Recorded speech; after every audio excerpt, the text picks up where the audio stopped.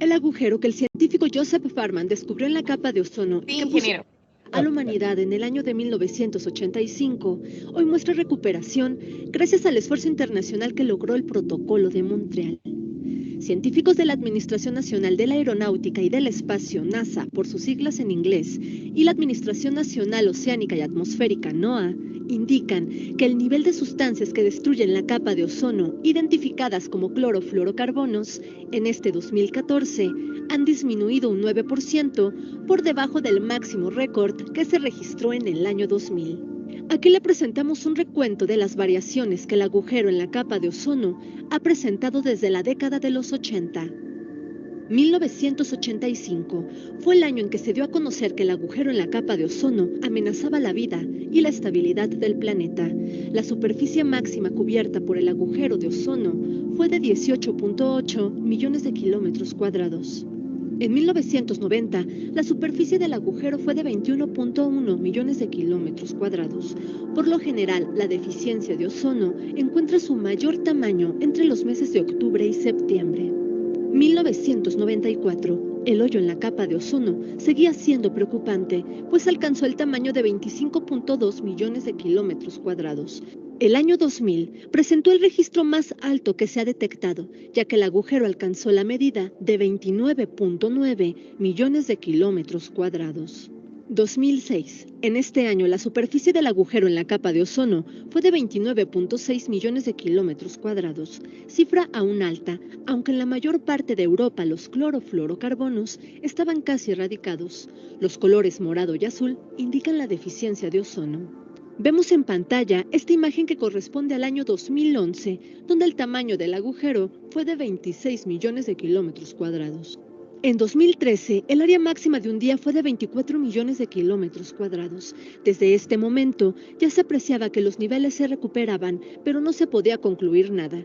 Después de una evaluación en 2014, la NASA y la NOAA reportaron que el hoyo en la capa de ozono antártico alcanzó su tamaño máximo anual el 11 de septiembre, con 24.1 millones de kilómetros cuadrados, un área aproximadamente del tamaño de América del Norte, y encontraron que el espesor mínimo de la capa fue de 114 unidades Dobson. Estas cifras que se registraron en los últimos años indican que el agujero en la capa de ozono está en proceso de recuperación. Un informe a cargo del Programa de Naciones Unidas para el Medio Ambiente, la Organización Meteorológica Mundial, más un equipo de 300 científicos, estiman que para el año 2050, la deficiencia de ozono en la estratosfera se recuperará en su totalidad. Recordemos que el agujero en la capa de ozono se abre y se cierra anualmente, por lo que no se trata de un fenómeno estático. Por el contrario, es un fenómeno en constante movimiento. Las mediciones que hemos presentado aquí provienen del satélite atmosférico Aura, el primer laboratorio espacial que tuvo un costo de 780 millones de dólares. Entre sus objetivos tiene estudiar la composición química de la atmósfera terrestre, determinar si la capa de ozono disminuye o si se recupera y medir los efectos del cambio climático mundial. Platicamos con la maestra Xóchitl Cruz Núñez, especialista en cambio climático y radiación solar del Centro de Ciencias de la Atmósfera de la UNAM. Una vez que la capa de ozono llegue a recuperarse, ¿cuál va a ser el siguiente reto al que la humanidad se enfrentaría? Lo que sigue ahora, primero ya se erradicaron los CFCs y se sustituyeron por los HCFCs, donde H significa hidrógeno. Entonces, bueno, lo que sigue es eliminar ahora los HCFCs y es el compromiso que se estableció para 2030. El éxito de la lucha contra el abatimiento de la capa de ozono es el ejemplo pues más evidente de lo que puede hacer la unión de los países, de los científicos, de los gobernantes, de la sociedad misma, para trabajar por un problema global. La Ley de Aire Limpio de Estados Unidos obliga a la NASA y a la NOAA a monitorear la presencia de gases que agotan el ozono y a reportar los cambios que se presenten en la capa estratosférica. Todos estos esfuerzos acompañan la creciente conciencia de cuidar nuestro hábitat y la capa de ozono, escudo que protege la vida en el planeta Tierra. Reportó Corina Ortega para Tercer Milenio.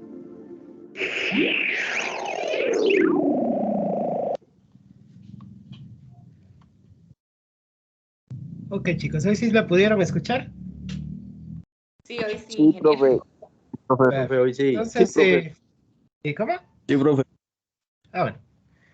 Entonces, lo que les decía, ¿verdad? Henry Ford dijo en una ocasión que calidad significaba hacer las cosas bien aun cuando nadie nos estuviera viendo, ¿verdad? Entonces, lo que decíamos al principio, ¿verdad? Concientizar, ese es el objetivo de este taller, ¿verdad? De este curso, en el que nosotros, pues, debemos entender, ¿verdad? Que no es solamente por llenar una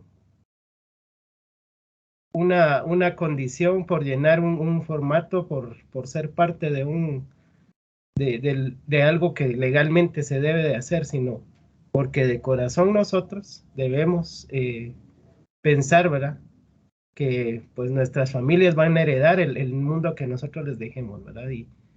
Y somos en nuestra profesión, pues, los principales responsables de que la capa de ozono pueda estar en buenas condiciones, ¿verdad? Entonces, le damos tiempo a la ingeniera, por favor, para que pueda continuar. Entonces, gracias por darnos este tiempito extra. No hay problema, gracias por el video, estuvo bastante interesante. Ahí, como dice el ingeniero, se muestra cómo se ha tratado la manera de recuperar, ¿verdad?, la capa de ozono. Y a pesar de los esfuerzos, se ha ido viendo pues que es una tarea fuerte, ¿verdad? Y es debido a, como les comentábamos, ¿verdad?, que esas sustancias persisten mucho tiempo en el ambiente.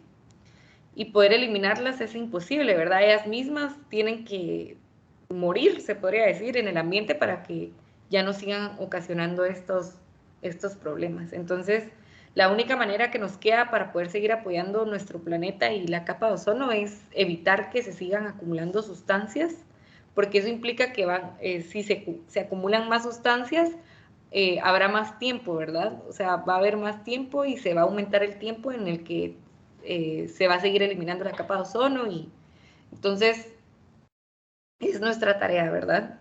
Seguir evitando que aumente la cantidad de sustancias que están dañando el ozono.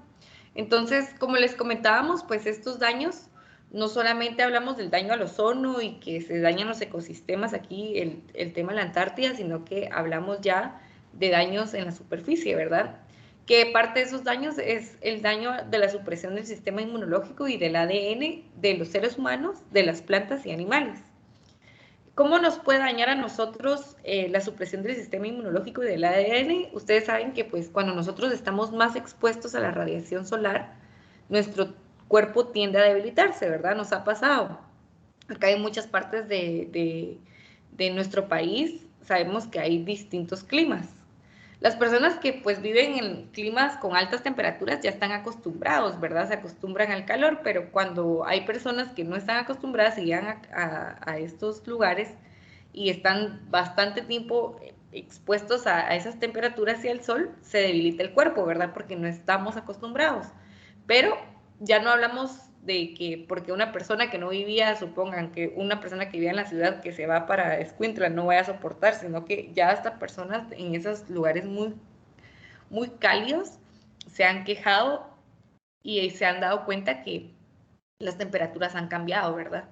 O sea, y pues ya no hablamos de que solo afecta a un área del país o un área o un país del mundo, sino que todos nos vemos afectados debido a la alteración y al aumento de la radiación ultravioleta. Entonces, cuando nuestro sistema inmunológico y nuestro ADN se afecta, pues nosotros como seres humanos tendemos a adquirir enfermedades mucho más rápido. Parte de estas enfermedades que fueron ocasionadas debido a la destrucción de la capa de ozono fue el aumento de cáncer en la piel y también algunos otros daños asociados, que es el daño a los ojos, que también conocemos como ceguera o cataratas en los ojos, y quemadura en la piel, ¿verdad? Que esto tiende a después a hacer cáncer en la piel si nosotros no tomamos las precauciones y las medidas necesarias. Y no solamente hablamos de eso, sino que cuando se daña nuestro sistema inmunológico, también adquirimos enfermedades como gripe, otras enfermedades mucho más rápido, y a veces no sabemos por qué, ¿verdad? Pero es debido a esto. Ahora, cuando hablamos de que se daña el ADN y la supresión del sistema inmunológico de las plantas, hablamos de que se asocia a la alteración de los ciclos de producción de cultivo. ¿Y por qué se da esto? Porque lastimosamente cuando la radiación ultravioleta fuerte del sol, ¿verdad?, la más intensa, ingresa al planeta, rebota en la superficie. Ya no rebota sobre la capa de ozono, sino que rebota en la superficie. ¿Y qué hay en la superficie? Pues está la Tierra, ¿verdad? Está la Tierra y el mar. Pero en la Tierra, ustedes saben que hay tierra que es bien, que está bien enriquecida de minerales y muchas cosas más que hacen que se pueda producir cultivos. Pero eso hablamos en el tiempo de antes, ¿verdad? ¿Qué pasa hoy en día y qué ha pasado después de la alteración de la capa de ozono? Es de que todas esas superficies en algunas partes del mundo y en algunas partes del país, no me dejarán mentir que ya no funcionan igual, ¿verdad? Poder cultivar a veces alguna planta o vegetales o frutas necesarias para poder obtener recursos, no nos ha permitido dar los mismos resultados debido a que esta superficie se ha dañado por el aumento de radiación de la luz solar. Entonces, ¿qué pasa? Que de esta manera nosotros alteramos los ciclos de producción de cultivo también, ¿verdad? Todas las personas del sector o el gremio de agricultores han visto que no se están dando los mismos resultados desde la alteración de la capa de ozono. ¿Por qué? Porque se daña, ¿verdad? Se daña la semilla que siembran en esa superficie se daña también y no produce los cultivos. Entonces, esto conlleva, si hablamos de daños ambientales, ese es el daño ambiental, pero también esto conlleva a daños económicos, ¿verdad? Ya hablamos de lo económico. ¿Qué pasa? Que ustedes saben que en muchos países del mundo el mayor ingreso económico de estos países es la agricultura. Guatemala es uno de ellos, ¿verdad? Nosotros somos un país agricultor donde los cultivos, pues, parte de ellos se quedan dentro de nuestro país y parte de ellos es para poder exportarlos y eso contribuye al ingreso económico del país. Entonces, lastimosamente, ahí es cuando nosotros nos preguntamos por qué las cosas suben de precio, ¿verdad? Porque antes decían, ay, es que antes todo es más barato, antes valía un quetzal y ahora que una libra de tomate vale como 7 quetzales. Y entonces, pero ¿por qué echarle la culpa al agricultor? Porque realmente es lo que pasa, ¿verdad?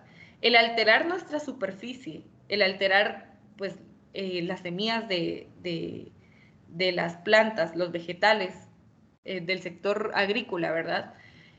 Esa alteración conlleva a que los agricultores tienen que ver de qué manera sí produzcan, ¿verdad? De qué manera tienen que seguir produciendo. Por lo tanto, ellos buscan productos para fortalecer sus tierras y para fortalecer la semilla y para que esto le pueda producir. Además, buscan productos también químicos que ayuden a que esto, pues, sí genere producción, ¿verdad? Entonces, eso conlleva a que los productos van a ser más caros. Entonces, entre más inviertan los agricultores para poder hacer que haya producción de cultivos, mayor va a ser el costo de ese producto. Entonces, ahí es cuando nosotros decimos, estamos acabando con nuestros recursos. Nosotros mismos, al liberar estas sustancias, al no tener conciencia en proteger nuestro planeta, estamos haciendo que haya problemas no solo ambientales, sino económicos. Y esto también lleva a los problemas sociales, ¿verdad? Porque recordemos, cuando aumenta el tema del precio de los productos o los recursos que nosotros necesitamos, aumenta el costo de la canasta básica y también hay personas, recordemos, ¿verdad?, que no tienen todos los recursos necesarios para poder adquirir estos productos. Entonces ya empieza el tema de la desnutrición, empieza el tema de que ya no hay trabajo, ¿verdad? Si los agricultores no tienen, no les produce lo que necesitan y aparte tienen que usar químicos que muchas veces no son aceptables dentro de los parámetros de exportación para poder exportarlos a otro país, no va a haber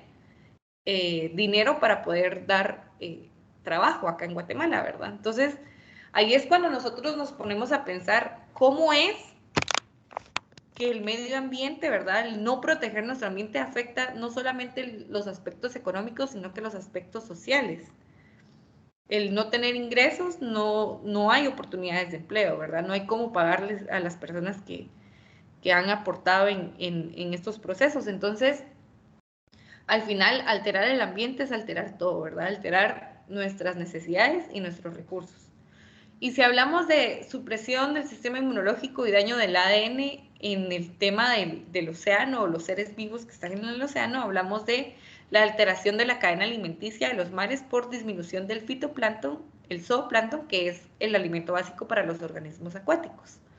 Esto conlleva muchas cosas. ¿Por qué les voy a decir? La alteración de la cadena alimenticia, que es el fitoplancton y el zooplancton, afecta grandemente no solamente a las especies que viven en el océano, sino que nos afecta a nosotros y afecta muchos aspectos ambientales. El fitoplancton y el zooplancton es un microorganismo que no puede estar expuesto a una temperatura mayor a 2 grados centígrados. Imagínense, estamos hablando de 2 grados centígrados. En varias partes del planeta, acá en Guatemala, las temperaturas es mucho más, estamos hablando de mayores a 2 grados centígrados, ¿verdad? Pero en el océano, las temperaturas aún son más bajas y cuando hablamos de profundidades del océano, pues disminuyen mucho más, ¿verdad? Pero el fitoplancton y el zooplancton en su entonces, ¿verdad? Cuando todavía el ozono estaba equilibrado, cuando no había mayor alteración de ingreso de radiación ultravioleta, podía estar en áreas donde los organismos acuáticos que se alimentaban de él, pues tenían la facilidad de poder alimentarse de él, ¿verdad? Pero ¿qué pasa? Que cuando inició la destrucción de la capa de ozono, el fitoplancton y el zooplancton empezó a morir. ¿Por qué? Porque ese aumento de radiación ultravioleta que rebota en la superficie no solo rebota en la tierra, sino que rebota en el mar también. Entonces se empezó a disminuir también la población del fitoplancton y el zooplancton. Entonces, como todo ser vivo, ¿verdad? Cuando se ve en riesgo, tiene que migrar. Entonces el fitoplancton y el zooplancton empezó a migrar a áreas y a lugares donde las temperaturas fueran mucho más bajas y no se vieran expuestos a ser dañados, ¿verdad? A morir debido a la alteración de la capa de ozono y el aumento de la radiación ultravioleta. Entonces, ¿qué pasa cuando suceden estas cosas? Los seres acuáticos o los organismos acuáticos que estaban acostumbrados a encontrar fitoplancton y zooplancton en áreas más beneficiosas, pues también si no hay alimento, mueren, ¿verdad? Recordemos que cuando empiezan a morir se podría decir que los principales o el eslabón principal, empiezan a morir las demás especies, ¿verdad? Y también empiezan a migrar, si mi alimento se va para otro lado, yo también tengo que migrar a ese lado, ¿verdad? Entonces empieza a suceder esto. Por eso, antes, muchos arrecifes y lugares donde había mayor vida, ¿verdad?, de organismos acuáticos, ya se consideran como cementerio de peces, ¿verdad? ¿Han escuchado el tema de los cementerios de peces o lugares muertos del océano? Es porque probablemente ahí había vida y ya no hay, ¿verdad? Entonces ahí es cuando nosotros nos damos cuenta que estamos afectando no solamente el tema de las especies que nosotros, pues, como seres humanos también necesitamos de esos recursos, sino que también afectamos los ecosistemas dentro del océano. Y recordemos, les comentaba de que gran proporción del oxígeno generado en el planeta no es por las plantas terrestres, es por las plantas acuáticas, por las plantas marinas, que se forman debido al proceso de alimentación de los organismos acuáticos dentro de ello. Recordemos que así como las abejas y algunos seres vivos que viven acá en el planeta tratan de proliferar el planeta de plantas, animales, flores, su función es llenar el planeta de plantas, ¿verdad? Algunas ardillas vienen, agarran una nuez, en vez de comérsela la siembran, pero es con un propósito para volver a formar un árbol, ¿verdad? O el proceso cuando los animales comen, después defecan, ¿verdad? Algunos comen frutos con semillas, entonces esas semillas cuando caen en la superficie generan una planta y vuelven a generar frutos y vegetales y plantas que son necesarios, ¿verdad?, para poder generar oxígeno. Lo mismo pasa con los organismos acuáticos. cuando estos se alimentan de fitoplancton y zooplancton, al momento de producir sus heces, estos generan abono para las plantas que viven en el océano, arrecifes y plantas que están en él. Entonces, ¿qué pasa? Que estamos acabando con todo eso, ¿verdad? Todo ese proceso se termina cuando estos se ven afectados porque no encuentran alimento y tienen que ir a buscar ese alimento, ¿verdad? Es decir, migrar. Entonces ahí, si hablamos de aspectos ambientales, ese es el mayor aspecto ambiental, pues, que se ve dañado, ¿verdad?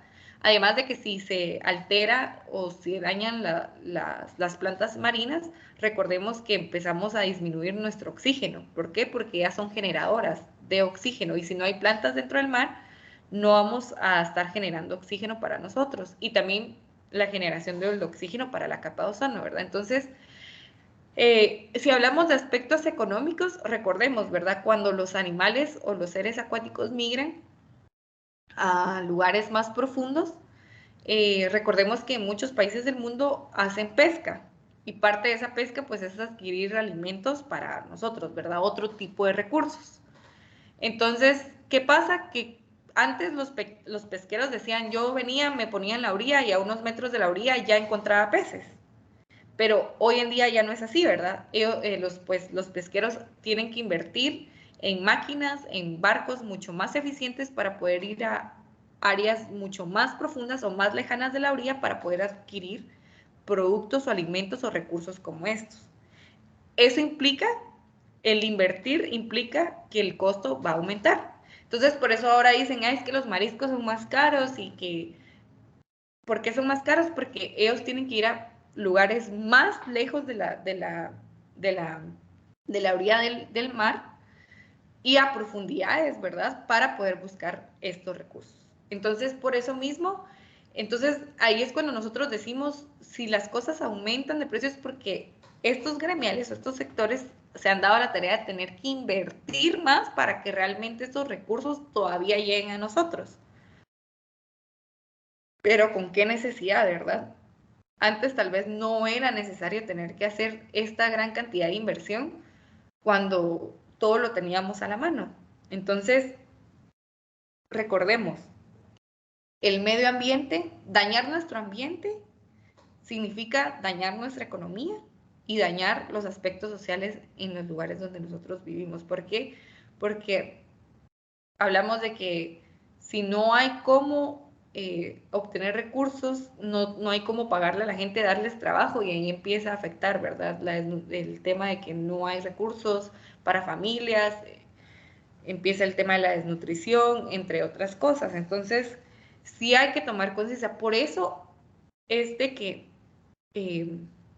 también cuando hablamos de otros aspectos ambientales, y daños, ¿verdad?, ocasionados por el deterioro de la capa de ozono, hablamos también de daños a materiales utilizados en la industria que se degradan por aumento de la radiación, ¿verdad? Ahora recordemos que la industria ha tenido y se ha dado la tarea de tener que invertir más en producir materiales más resistentes a las temperaturas del sol, ¿verdad? Hablamos de materiales para equipos o para ciertos productos que están expuestos a la radiación solar.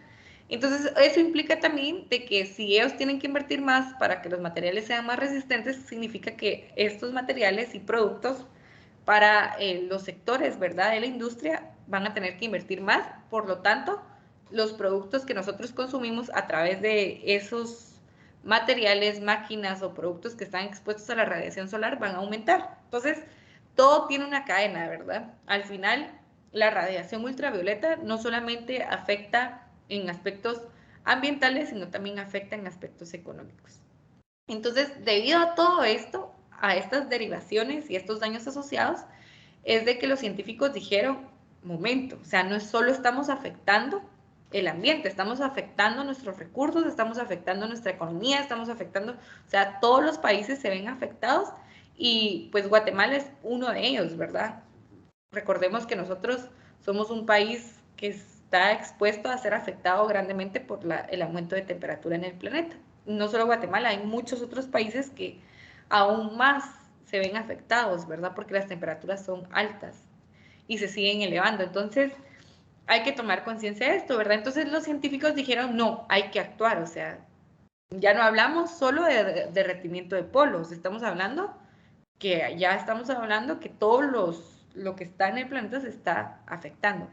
Entonces, por eso, ahorita les voy a pasar un video para que ustedes, pues, vean un poco más, ¿verdad? Es como un breve resumen de lo que se expuso ahorita y de que vean, pues, cómo es que están actuando, ¿verdad? Cómo se ha venido actuando desde hace mucho tiempo atrás, desde que se conoció el agujero de la capa de ozono. ¿Sí logran ver el video?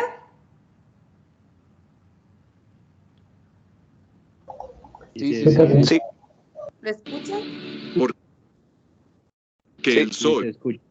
Ok, perfecto. Entonces, le voy a dar play. Porque el sol tiene otra arma. Una asesina silenciosa. ¿El nombre de la asesina? La luz.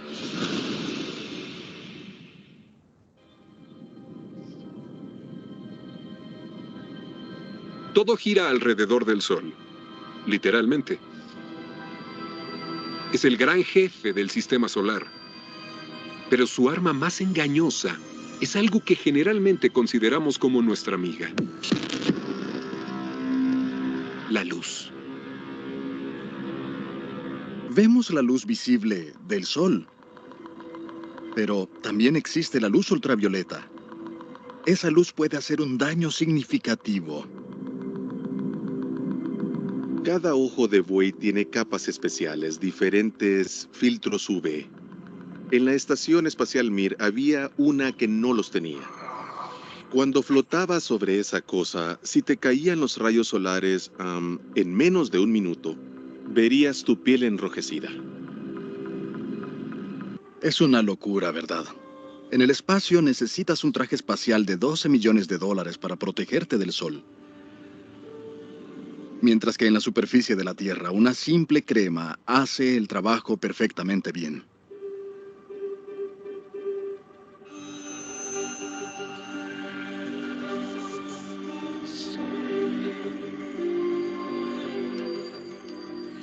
Somos muy afortunados. Solo alrededor del 2% de la radiación ultravioleta realmente dañina del Sol llega a la superficie.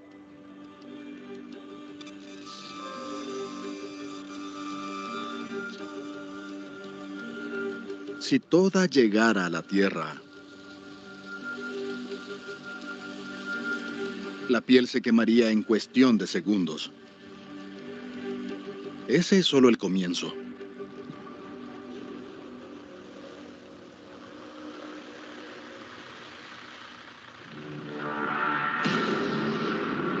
La radiación ultravioleta descompone el ADN y convierte a las células sanas en cancerosas. Si nos golpeara toda la fuerza del sol, las plantas quedarían esterilizadas. La vida microscópica quedaría esterilizada. La vida no podría sostenerse en la superficie de la Tierra. La luz ultravioleta es despiadada. Entonces, ¿por qué no nos calcinamos? La respuesta está muy por encima de nosotros. El sol arroja una luz ultravioleta mortal hacia nosotros. Pero la mayor parte es detenida en seco por una fina capa de moléculas que llamamos capa de ozono. La capa de ozono es nuestro segundo escudo en el cielo, pero es frágil, extremadamente frágil. Hace 30 años descubrimos que los productos químicos artificiales fabricados por el hombre crearon un agujero en la capa de ozono. ¿Ese agujero llegó para quedarse, esperando para matarnos? Hoy en día tratamos de averiguarlo. La buena noticia es que gracias a una prohibición mundial de los productos químicos que dañan la capa de ozono, parece que el agujero se está cerrando. Nuestro escudo se regenera.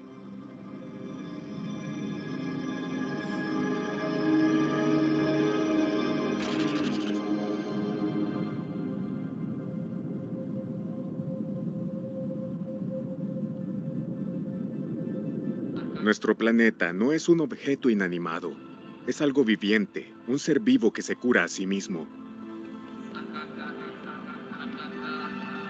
Cuando descubrimos el agujero en la capa de ozono, la humanidad se unió y entonces prohibimos esas sustancias.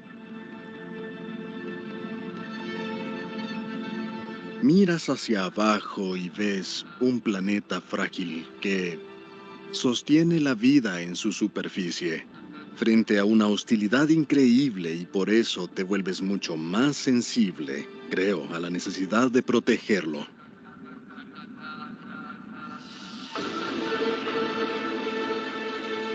De cualquier forma que la mires, la capa de ozono es bastante especial.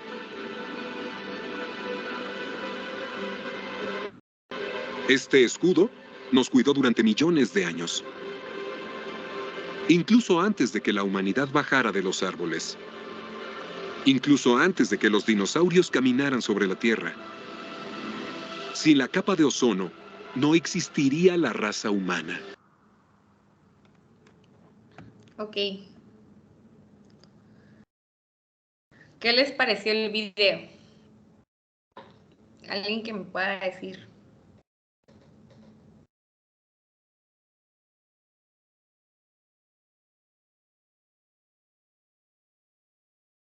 ¿Alguien que quiera decir unas palabras del video? Vamos, chicos, no sean tímidos. Sin timidez.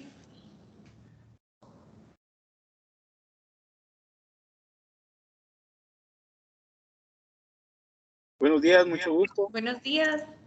Me pareció muy interesante, bastante sencillo y bien clarito, ¿verdad? Respecto a lo que estamos aprendiendo. Gracias. Exacto. Gracias por sus comentarios y su participación. Bueno, pues claramente, ¿verdad? Dice, como nos dijo su compañero, es un breve resumen a lo que les mencionaba, pero ya es para poder ver cómo es que se está actuando, ¿verdad? Todas las personas, este video lo tomamos de una serie que se llama One Strange Rock, y esa serie pues la pueden encontrar en YouTube y en Disney. En verdad, para los que tengan Disney pueden verla ahí, pero para los que puedan tener acceso a YouTube también pueden ver ahí la serie. Miren, a mí la verdad me parece muy interesante cómo es que explican, ¿verdad? Cómo es que se formó la Tierra, cómo es que la misma Tierra empezó a crear y a desarrollar procesos para poder crear vida, ¿verdad? Al final, como ellos dicen, ¿verdad? El planeta no es una simple roca, el planeta tiene vida, el planeta, ¿cómo es posible que el planeta ha logrado generar todas esas sustancias, todos esos gases para que todos esos gases tengan una función, o cómo creó todo, ¿verdad? Que al final la capa de ozono, como bien dicen ahí, ¿verdad? La capa de ozono es especial. ¿Por qué? Porque al final es lo que nos da vida, es lo que permite que haya vida dentro del planeta. El planeta mismo trata la manera de que todas las especies vivas que viven dentro de él se mantengan aquí, ¿verdad? Y trata de hacer todos los procesos, ¿verdad? Todos los procesos que se forman acá en la atmósfera y en el planeta son con el objetivo de que las especies permanezcan en el planeta. Entonces es como una máquina viviente, ¿verdad? Como ellos dicen. ¿Y cómo es posible? O sea, ellos mencionan, ¿verdad? Las personas que hablan ahí, a excepción de Will Smith, que sabemos que es un actor, son de la NASA, son astronautas que han estado en la NASA y que fueron al espacio para poder hacer análisis e investigación del planeta, cómo es que funciona, ¿verdad? Y se dieron cuenta que pues al final la capa de ozono es sumamente importante, porque ellos, para poder estar ahí en el espacio y salir un rato de la estación espacial, necesitan utilizar un traje de millones de dólares para estar unos instantes, no estamos diciendo para estar grandes horas afuera, ¿verdad?, de la estación espacial, sino que para estar unos instantes necesitan un traje de millones de dólares para poder evitar que la radiación los queme, ¿verdad?, o que los mate. Y a pesar de eso, esos pequeños instantes que ellos están ahí en contacto, ¿verdad?, directo con la radiación, ellos sienten el calor, ¿verdad?, sienten cómo empiezan a sentir los efectos de la radiación. Imagínense, y acá en el mundo solo necesitamos un protector solar como para poder protegernos, ¿verdad?, para evitar que se queme nuestra piel y evitar ciertas otras enfermedades, ¿verdad?, como cáncer y todo eso. Entonces, para mí es algo increíble, ¿verdad? el tema de la era de hielo y todos esos aspectos surgieron porque antes había una capa de ozono, el grosor de la capa de ozono antes, millones de años atrás, era mucho más espeso, ¿verdad? Era mayor el grosor a comparación de ahorita, ¿verdad? Entonces. Pero todo tiene su función, ¿verdad? Todo tiene un porqué.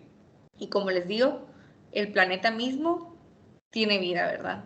Y recordemos que nuestro hogar no es la casa donde estamos ahorita. Nuestro principal hogar es el planeta, ¿verdad? Es el planeta Tierra, porque es lo que nos protege, es donde estamos y es lo que nos cubre de cualquier otro daño. Entonces, por eso mismo es de que, como se mencionó en el video, que estos científicos,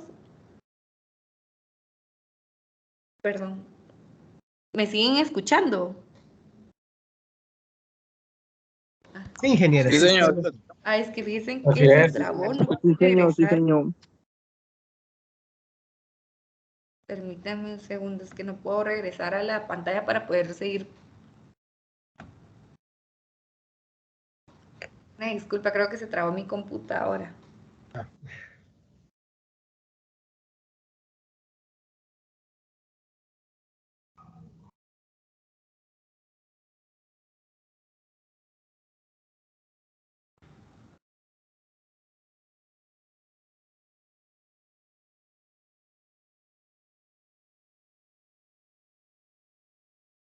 Ya, creo, ya pueden ver la presentación, ¿verdad? Sí, ingeniera, ya está. Ok, perfecto, entonces. Sí, señor, la podemos ver. Ok, entonces, como se mencionaba, ¿verdad? Entonces, que esos científicos, y como mencionó Will Smith, pues a raíz de todo eso, ¿verdad? Que se dieron cuenta que la capa de ozono es importante, que es lo que hace que para poder preservar la vida en el planeta, pues se tenía que actuar. Y se crearon, pues, reuniones y leyes, ¿verdad? Y parte de estas reuniones fue a nivel mundial. Todos estos científicos que investigaron sobre la capa de ozono, los daños asociados, qué sustancias eran las que estaban dañando el ozono y qué otros efectos implicaba el agujero de la capa de ozono, pues hicieron un comunicado mundial, ¿verdad? Avisaron a todos los países del mundo que había que hacer una reunión. Esa reunión se hizo en 1987 y ahí es donde se aprobó el Convenio de Viena para la protección de la capa de ozono.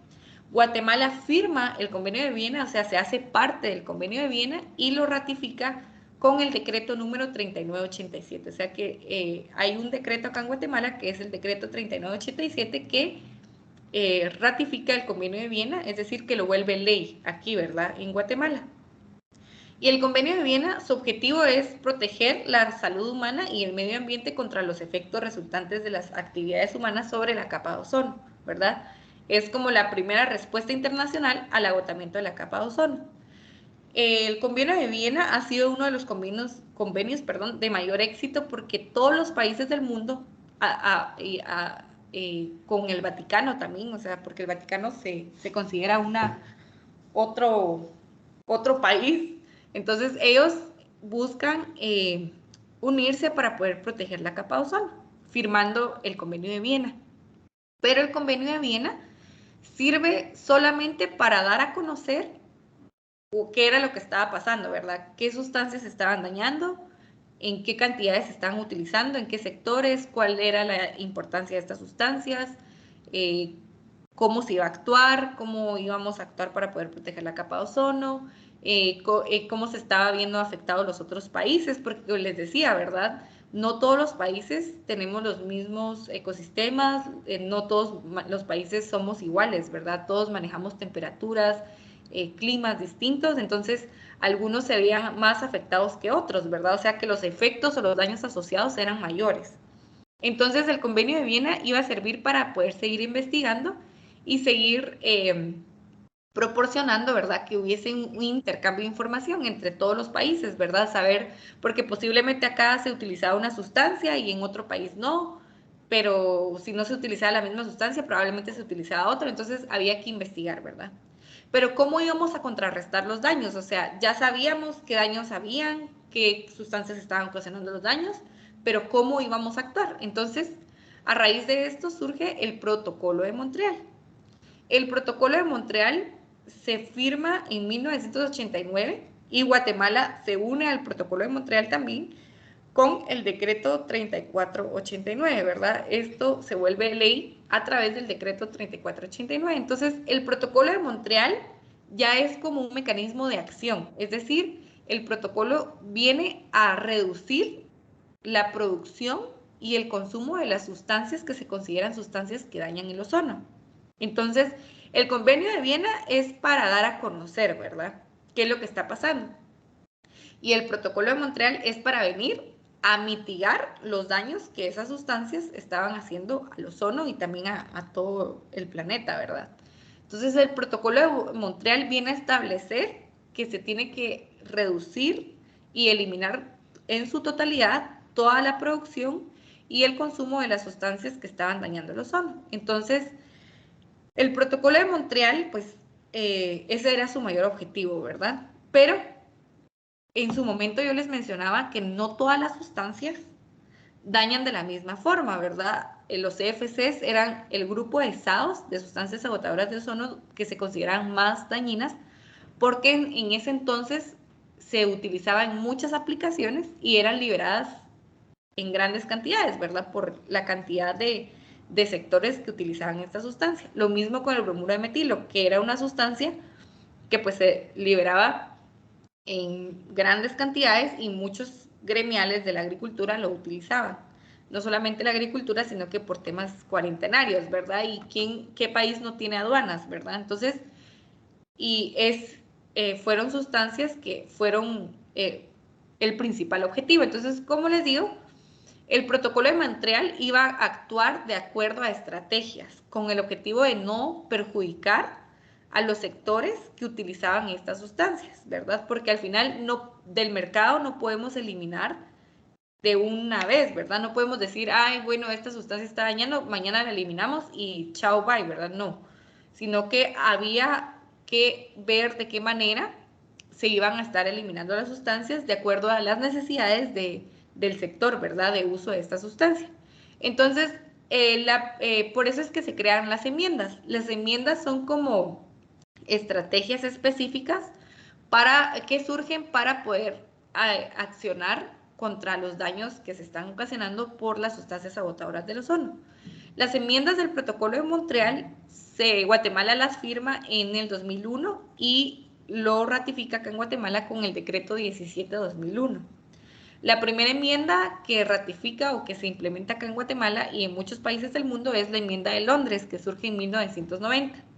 La enmienda de Londres, esta enmienda viene a controlar la producción y el consumo de los CFCs y el bromuro de metilo, que son las sustancias que, como les mencionaba, sustancias que se liberaban a veces directamente al ambiente y se utilizaban en muchas aplicaciones. Después surge la enmienda de Copenhague en 1992 y enlista otro grupo de sustancias que se consideran sustancias que agotan el ozono. Y después está la enmienda de Montreal, que surge en 1997, que esta enmienda establece que todos los países tienen que desarrollar e implementar un sistema de licencias para poder controlar las importaciones y las exportaciones de las sustancias que pues estaban controlando a través de las enmiendas que ya les mencioné, que es la de Londres y la de Copenhague. ¿Por qué hay que crear un sistema de licencias? Porque de esta manera se iba a tener conocimiento, ¿verdad? Cuánto es lo que se estaba produciendo y cuánto es lo que se está consumiendo y si realmente los países estaban cumpliendo con la reducción de producción y con la reducción de consumo, ¿verdad? En el caso de Guatemala, el protocolo de Montreal ve el consumo de Guatemala solo a través de las importaciones. ¿Por qué? Porque Guatemala no es un país productor de sustancias que agotan el ozono. En su momento no era un país que producía, ¿verdad? Y entonces no había exportación, pero sí había importación. Entonces, ¿cómo el protocolo de Montreal iba a controlar las sustancias que Guatemala utilizaba a través de las importaciones? Entonces, y eso pasa con otros países, ¿verdad? Son muy pocos los países productores de sustancias que producían sustancias agotadoras de ozono. Y pues por eso es que surge la enmienda de Montreal, ¿verdad? Después surge la enmienda de Beijing en 1999, que termina, con esta enmienda, se termina de enlistar el último grupo de sustancias que se consideraban sustancias que agotaban el ozono. Entonces, con esa enmienda, pues termina de establecer, ¿verdad?, cuáles eran las sustancias que se iban a eliminar. ¿Y cómo es que se iban a eliminar estas sustancias? A través de un calendario de eliminación gradual, ¿verdad? El protocolo de Montreal para cada enmienda, ¿verdad?, donde enlista esas sustancias, establece que hay que aplicar un calendario de eliminación gradual para cada país, ¿verdad? Dependiendo, pues, las necesidades del país y dependiendo qué es lo que se hacía en el país, ¿verdad? Si era productor y también importador, o si solo era importador o exportador. Entonces, se tomaron en cuenta cada una de estas especificaciones. Entonces, los calendarios de eliminación gradual, pues, van amarrados a las enmiendas, ¿verdad?, para poder ser eliminadas. De último está la enmienda de Kigali, que se firmó en el 2016, es la enmienda más reciente, pero ya no se habla de sustancias que agotan el ozono, ya hablamos de sustancias que propician calentamiento global, que es otro tema que va amarrado desde el agujero de la capa de ozono, ¿verdad?, que más adelante les comentaré. Pero ahorita, si hablamos de cumplimientos, ¿verdad?, que Guatemala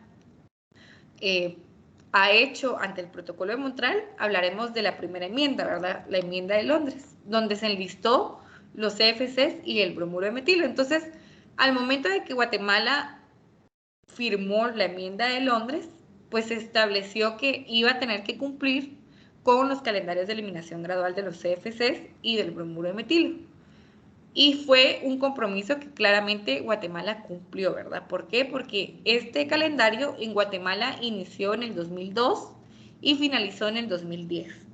Y acá ustedes pueden ver que hay una fila donde dice cuotas, ¿verdad? Esas cuotas son las cuotas que el protocolo de Montreal establece para cada país para que no perjudiquemos a los sectores de aplicación del uso de estas sustancias, ¿verdad? Pero con el objetivo de que no sobrepase, pues, Guatemala esos límites, ¿verdad?, de cuotas. O sea, si establecieron esas cuotas es porque se hizo un estudio, ¿verdad? Antes de colocar una cuota de una sustancia para los países, antes de eso se hacen investigaciones, ¿verdad? Se investiga, se analiza cuánto es el consumo, cuál es el uso, cuáles son las aplicaciones, cuántos sectores utilizan estas sustancias. Entonces, sí se hace un estudio previo al colocar las cuotas, ¿verdad? Entonces, Guatemala, pues sí cumplió con cada una de estas cuotas. ¿Por qué? Porque acá, como por ejemplo, en el 2002, Guatemala tenía una cuota de importación, ¿verdad? Recordemos que Guatemala solo, el consumo de Guatemala es a través únicamente de las importaciones. Entonces, la cuota fue de 240.5 toneladas métricas en el 2002, pero Guatemala únicamente importó 239.6 toneladas métricas, ¿verdad? Estábamos casi que pegados, pero no importa, ¿verdad? Lo importante es no sobrepasar ese límite de cuota. Para el 2003, la cuota redució, ¿verdad? Hubo una reducción de cuota. La cuota es de 180.5 toneladas métricas y Guatemala importó 147.1 toneladas métricas. Y así sucesivamente, ¿verdad? Si se dan cuenta, podemos ver claramente que las cuotas van reduciendo hasta llegar a cero, ¿verdad? Es decir, que llegar a la eliminación total. Y pues Guatemala sí fue reduciendo también las cuotas importadas, ¿verdad? Hasta menos de lo que el protocolo estableció. Pero ¿por qué se da esto? ¿Por qué creen que esto empieza a darse? Que Guatemala, en vez de importar la cuota establecida, importa hasta un 50% menos, ¿verdad? Es debido a que, pues, conforme va pasando el tiempo, ¿verdad?, el calendario de eliminación para los países, ¿verdad?, para esas sustancias, los países productores de esas sustancias, su calendario es aún más rápido, o se podría decir que es aún más temprano que el de nosotros. ¿Por qué? Porque ellos tienen que ver de qué manera tienen que crear una alternativa, ¿verdad?, para ese sector, ¿verdad?, para los sectores donde se utiliza la sustancia, una alternativa eficiente, ¿verdad?, es decir, una alternativa que sirva para que no afecte a los países y los sectores donde utilizan las sustancias. Entonces, Cuando se estaba eliminando los CFCs, ya los países productores de esas sustancias ya habían creado una alternativa. Por lo tanto, los sectores acá en Guatemala de aplicación de esas sustancias ya tenían una alternativa y no tenían necesidad de estar comprando más CFC. Y se ve aquí claramente en el 2008, ¿verdad? La cuota era de 20 toneladas y se importó 1.4. Ya para el 2009, que no era el último año para poder importar, ya Guatemala no importó nada, ¿verdad? Y sí había una cuota establecida. Entonces quiere decir que ya los sectores ya tenían una alternativa, ¿verdad? Ya no había necesidad de seguir utilizando los CFCs. Además, que cuando todos los países del mundo se unieron para firmar estos acuerdos, pues los dieron a conocer en todos los países, ¿verdad? La población tuvo conocimiento de esto y por lo tanto empezó a tener más conciencia también, ¿verdad? Decir, bueno, ya hay que dejar de consumir esas sustancias porque están dañando nuestro ambiente, ¿verdad?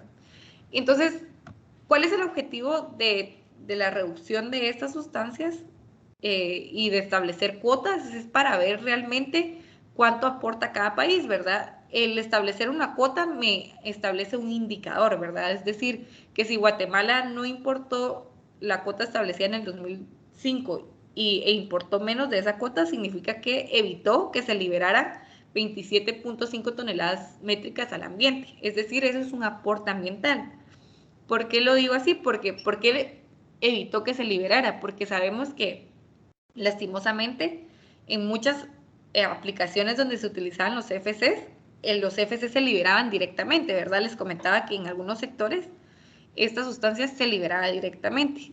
Y cuando hablamos del sector de refrigeración y de aire acondicionado, el objetivo era contener los CFCs dentro de los sistemas, ¿verdad? Pero cuando se realizaba mantenimiento y cosas así, se liberaba el refrigerante. Entonces, para nosotros, este resultado de la diferencia entre la cuota y la cuota importada es algo importante, ¿verdad? Porque ahí nos damos cuenta de que eso se evitó que se liberara a la atmósfera, porque ¿por qué objetivo se va a seguir consumiendo una sustancia? ¿O por qué objetivo de un país van a seguir adquiriendo una sustancia, así como en el caso de los CFCs? Es porque el sector necesita esa sustancia, ¿verdad? Y probablemente se liberó. Entonces, eso es el objetivo, ¿verdad? Ver de qué manera evitamos que se sigan liberando sustancias y que se siga dañando el medio ambiente, ¿verdad? El ozono. Entonces, otro de los compromisos cumplidos ante el Protocolo de Montreal es el calendario de eliminación gradual del bromuro de metilo. Este dio inicio... Ya, Ajá. perdón, ¿será que podemos hacer la pausa ahorita, sí, para no interrumpirla Ah, sí, no hay en problema. medio del De tema, otros ¿verdad? 15. Sí, serían otros 15 entonces, chicos, para que Perfecto. puedan despejarse un poco, ¿verdad? Vayan al baño, mastiquen chicle, tomen agua, ¿verdad? Entonces nos veríamos acá dentro de 15 minutos, ¿verdad? Ok, Serían las y 20, a las y 35, sería más o menos, ¿no? Que como a puedan, las 38. sí, vas 38, Vale. estaríamos Ok, entonces. perfecto. De acuerdo. Gracias, Bueno, entonces... a la verdad.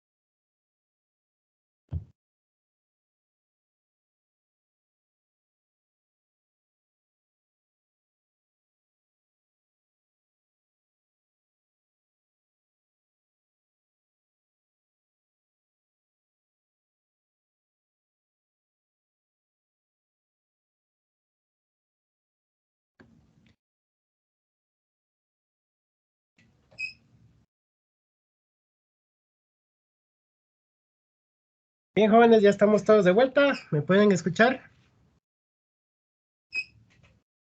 Sí. Sí, perfecto. Sí, profe. Profe.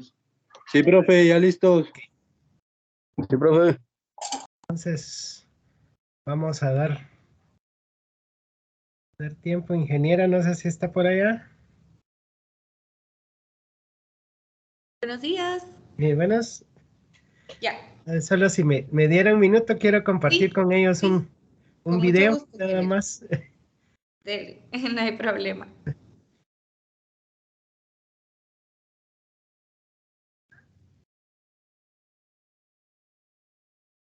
A ver, entonces, si pudiera dejar de compartir su pantalla un segundito, solo vamos a compartir Quiero mostrarles a ustedes, básicamente sería un resumen de lo que ya hemos estado platicando.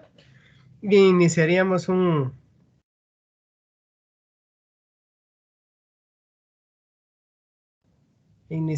el nuevo tema, que es del calentamiento global un poquito ahora, pero para que nosotros podamos entenderlo ahora de una forma un poco más resumida y más para niños, ¿verdad?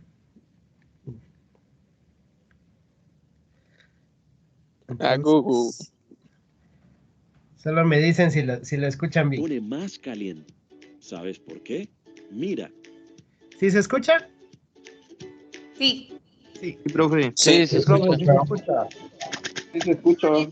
Ayer en el noticiero escuché algo sobre el calentamiento global y el efecto invernadero. ¿Qué es el efecto invernadero?